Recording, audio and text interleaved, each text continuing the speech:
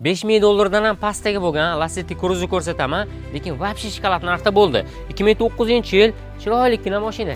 Bemalol bosiladigan joyi, bir paytlar uncha-muncha odam orzusi bo'lgan. Mashinamiz propanda, elektropaket hamma qismi ishlab turibdi.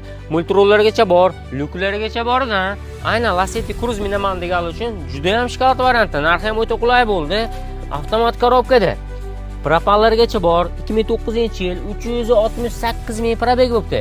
Kraska holatiga keladigan bo'lsa, kapotda va krloda bo'lgan ekan. Eshiklarga ham qisman o'tgan ekan, lekin o'zingiz uchun bir qurut eshittirib olsangiz bo'ladi. Endi aynan men ko'rsatadigan narxga, menimcha, haqiqatan ham arziydigan Lacetti Cruze. O'ta ham chiroyli mashina bo'ladi, ichlari ham keng bo'ladi. Menga alla kommentda qoldirib qo'yasizlar, Lacetti Cruze qanaqa mashina? Yaxshi, yomon, yumshoq, qattiq bemalol fikringizni qoldirib qo'ysangiz bo'ladi. Aynan Inomarka Namanganni kuzatuvchilar uchun bu Lacetti Cruze bitta layk bosib tarqatib turingda. Juda ham shokolad narxi.